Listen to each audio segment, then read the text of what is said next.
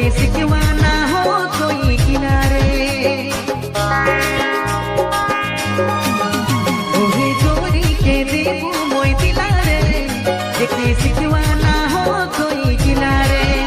जे मोर लागल सजी सौरी, हे होई मोर सपन सुंदरी।